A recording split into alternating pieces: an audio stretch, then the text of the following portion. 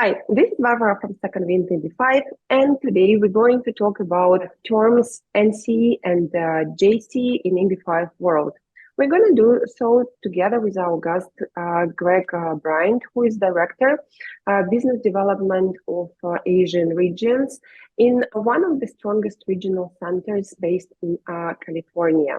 Greg, thank you so much for finding time to join us today. Thank you, Varar, for the invitation today, and it's a pleasure to be here to discuss topics that are top of mind for EB-5 investors. Thank you for your time. Thank you. So if you already started to look into EB-5, I'm sure you came across these terms NCE and JCE. Now we will try to explain what they mean and what you have to be careful about when you're looking at the different EB-5 projects. Greg, what would be your definitions of NCE and JCE?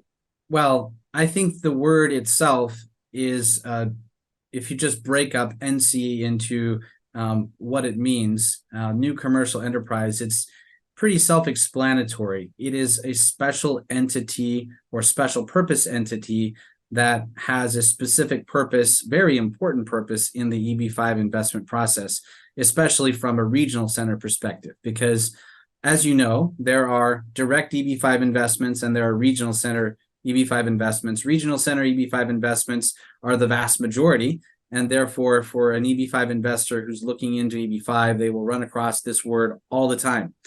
But the NCE itself, it is a special purpose entity that pools the funds of multiple EB-5 investors for investment into a project that then creates jobs. That's a great explanation. I guess it's covered what the JCE is. So I just mentioned the project that the NCE invests in. That's really the JCE. And there could be multiple JCEs in any given project, but let's just say there's one. So a JCE is the job creating entity. So a job creating entity, as you might guess from the name, is the entity that's responsible for actually making the expenditures into the project that then create jobs. Because job creation in the EB-5 process is, I would say, one of the, if not the most important aspects of the entire process. If the jobs are not created or not created in full, then the EB-5 process ultimately fails for the investor who's involved. So the EB-5 investor must create at least 10 jobs through their EB-5 investment. And those 10 jobs can be calculated based off of methodologies that are accepted by USCIS. However, there needs to be an entity that actually makes those expenditures. And in most models, including ours, which is a real estate model, this is a project company that then is developing a certain real estate development, building multiple groups of buildings, etc. And when those expenditures are made for the construction purpose, or during the construction process rather, based off of certain economic models, such as RIMS-2, the number of jobs that are created can be calculated very precisely. So one of the misunderstandings, I think, for some who are just beginning to learn about EB-5 is that the job creating entity has to create a certain number of jobs, and it needs to basically you need to be able to, you need to go out to the job site and be able to count a certain number of people working there at any given time. Well, yes and no. I mean, there definitely need to be people there at the job site working, but it's much more scientific in the sense that the job creation is based off of building codes and based off of multipliers and based off of different parts of a model called RIMS-2 that allows USCIS to see very clearly that the jobs are being created based off of expenditures in the project. So in other words, for every $100 spent, then that creates a certain amount of jobs in the project. So for example, one of the projects that we're doing right now, we're at the tail end of the job creation process. We've actually created all of the jobs necessary.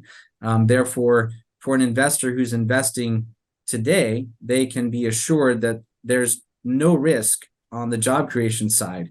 Now, for a project that's just beginning construction, then the job creation has not been completed yet. And so it may take a couple years for those jobs to be fully created. However, that's normal for all EB-5 construction, all EB-5 projects. It just takes time. And again, one of the important things for an EB-5 investor to be aware of and to require of a regional center is to give regular third-party updates on construction progress and expenditures, because that shows, for example, on a quarterly basis, how that money is being spent, how many jobs are being created, and where the actual EB-5 funds are going in the project, and eventually then how those funds have created jobs on behalf of investors. So that's the JCE, the job creating entity. I hope that gives a little bit of a background.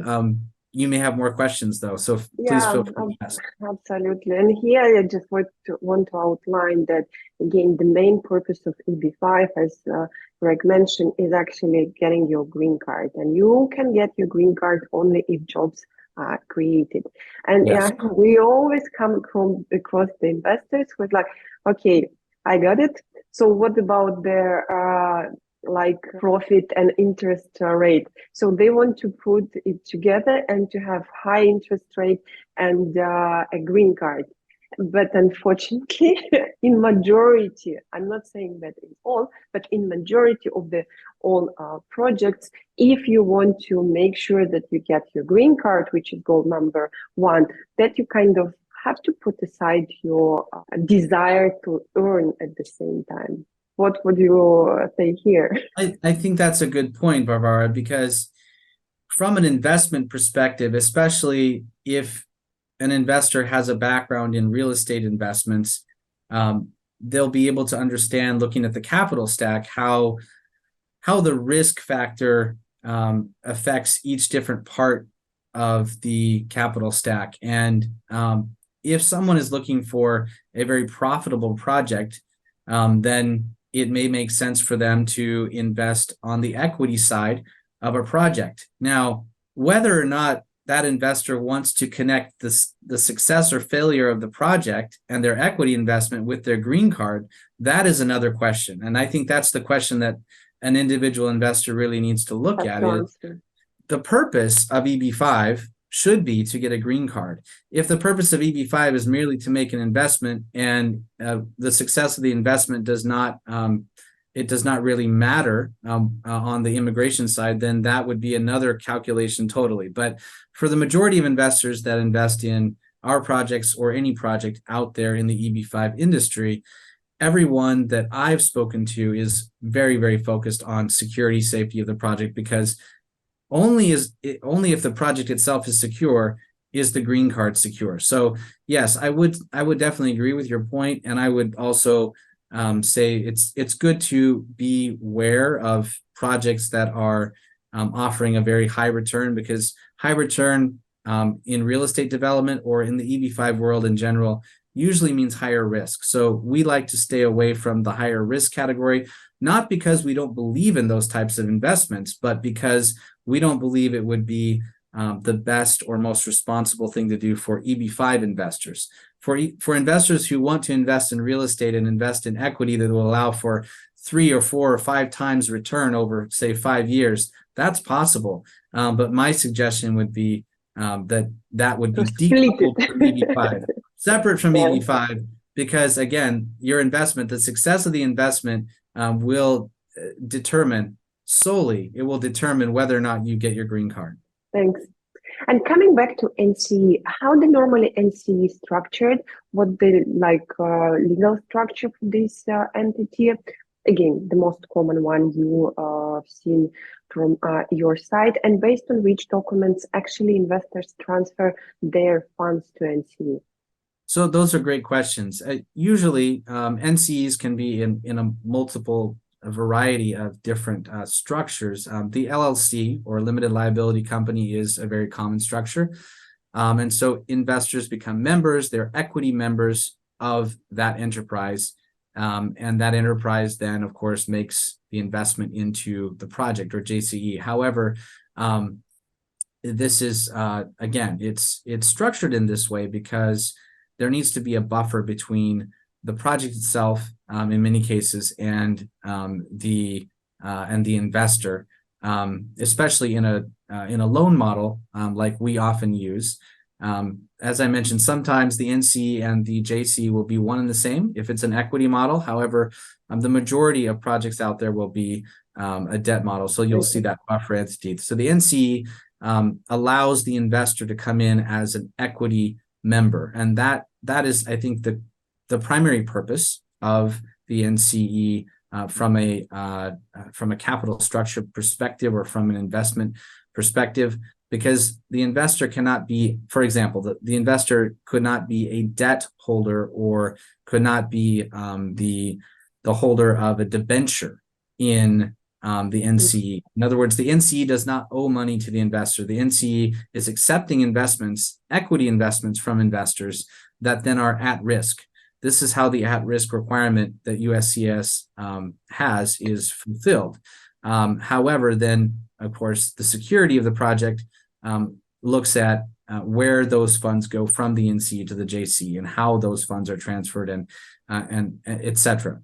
But then the second question is, how are they transferred from the investor to the NCE? So that's very simple. It's a transfer from the investor's bank account, and that can be in the US or otherwise, but it can be transferred from the investor's bank account to the NCE's designated escrow account.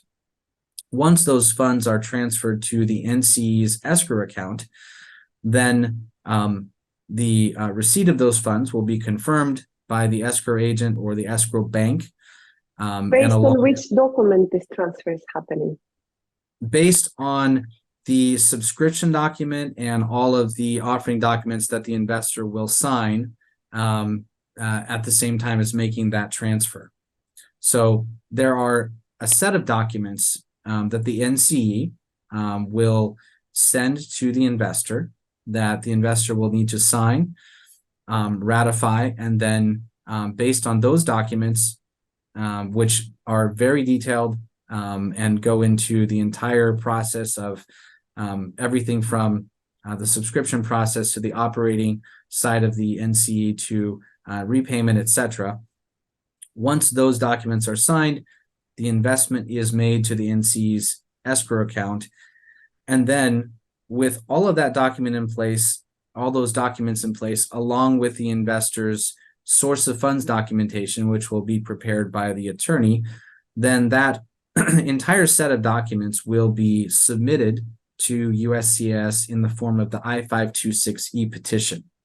At the time that the I-526E petition is received, and there's a receipt notice that comes from USCS showing that the I-526E is under process, it's at that point that the NCE releases the funds to the JCE, and that's when the investment term officially starts for the investor. That's a whole separate topic because there are different escrow agreements and different terms and when money can be released. And actually when money released from NCE to JCE, and it's different from project to project and from regional center to regional center. But again, the general structure is as Greg explained. Greg, and what is the role of regional center? Because you mentioned that the investors are becoming the owners of the piece of NCE, let's put it in this world, the equity holders in NCE, or they can be limited partners and NCE as well. So what the role of regional center there is? So basically the regional center is the manager of the NCE. You could understand it in a simple explanation would be that the regional center, it manages the NCE for each project, and the regional center must have jurisdiction in the location where the project is actually being built. And the regional center then basically is it's the entity that is as a third party it is managing the daily activities of the NCE, and also is gathering the most important documentation in the entire EB-5 process, which is the job creation documentation from the developer.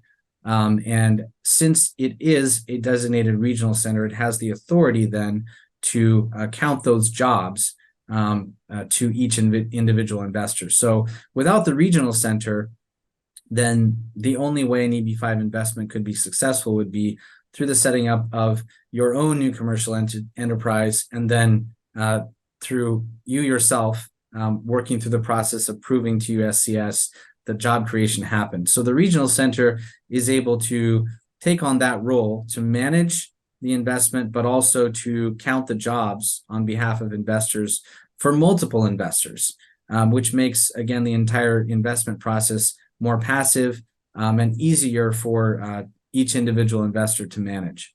But does it hold any position in NCE itself, the regional center? As in a financial position? Oh, any, like how it's recorded in the documents in yes. This so NCE? Again, it would be, if you look at an org chart, and again, we can share offering documents with investors that will go into this in it will be very, very detailed. But in an org chart, usually the regional center entity will be above the NCE as the manager. So it will directly manage the NCE's activities, etc. But the NCE itself is comprised of the investors that are part of that offering. And so it has a management role, but not other role other than managing and basically keeping the process going. Okay. Thank you so much, Greg, for the detailed explanation. Thank you for your time. Absolutely. My pleasure. Thank you, Varvara. I hope the video was useful for our listeners. And if you want to learn more about EB-5, please check our previous videos, hit the like button and subscribe. Thank you. Thank you.